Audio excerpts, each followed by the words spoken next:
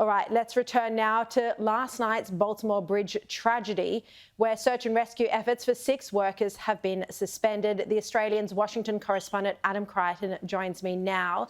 Adam, this is very sad. What else do we know? What's the latest here?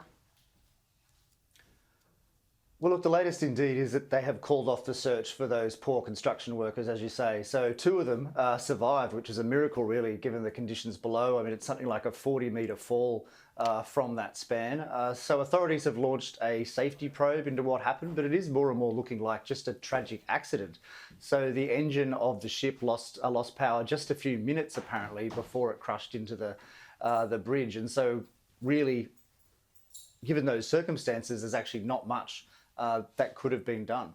I mean, we heard the Mayday call that was released today. So there was a warning which did end up saving lives. It stopped traffic. When we went to air last night, we expected that this was going to be a much greater disaster based on what authorities were telling us. They were calling this a developing mass casualty event. But it's so lucky that that Mayday call went out. Here it is. Have a listen. Indeed.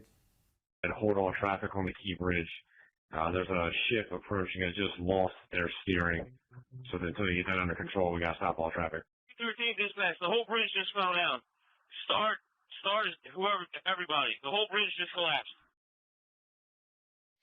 Now, let's turn to the US election. Adam, Robert F. Kennedy Jr., you've been following his political path closely. He's now chosen a running mate. Is this going to help him? Because he seems to be getting a lot of support. Well, actually, this choice has been almost universally panned, I would say, the choice of his vice presidential running mate. So this is a woman called Nicole Shanahan. She's practically a billionaire because she was married to one of the founders of Google, Sergey Brin, and she divorced him a couple of years ago and got a large payout. Look, I mean, from my monitoring of the response, it was very bad for RFK. Indeed, he has been going okay. He's been polling about between 10 and 15%, I would say, nationally. But this lady, she's an IP lawyer. She's an attorney from the Bay Area. She's very well connected with Silicon Valley. She doesn't really fit his image, I would say, of being against the establishment. And I think that was, that's what generated all of the criticism, I would say, yesterday. So, look, remains to be seen. She seems a very nice woman. She's very intelligent. She's very successful in her own right. But yes, it certainly wasn't well received by his supporters. What about RFK's political prospects, though? Because he is getting a lot of support for an independent. But is there any option that you foresee where he could become a serious presidential candidate? Well, certainly he could. I mean, he is polling very well in some of the marginal states in the US. I mean, up to 30%, 35% in Arizona and Nevada. He's very popular amongst young people. So there is a chance that he could win 1 or 2 states in November.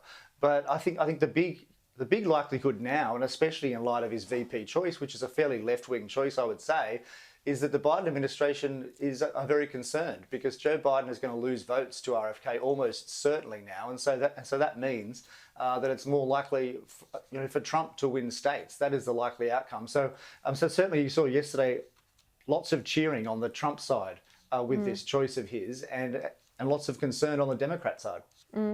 Look, just quickly, we've seen that Trump has managed to reduce the amount of bond money to just $175 million. Where is this headed? Well, look, he's very lucky. I mean, he's going to pay the bond, and I fully expect that he's going to appeal that case all the way to the Supreme Court. And there's a very good chance, I think, that that he'll win. I mean, of course, the original penalty still stands, the $450 million, and it's an enormous penalty, especially given there were really no victims. And so, I think this is, the decision has helped him. Well, firstly, the penalty has helped him very much politically, and in the short term, so has this decision from the appeals court. Yeah.